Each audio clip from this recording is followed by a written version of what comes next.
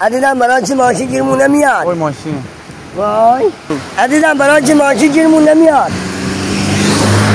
عزیزم همه تقصیر توه، ماشین گیری من نمیاد.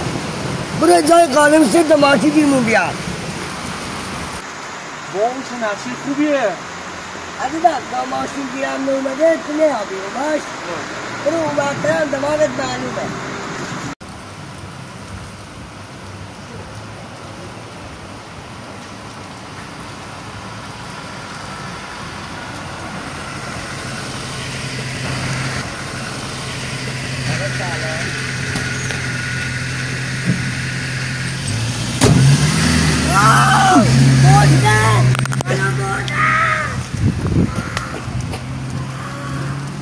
کجا بردن اینه؟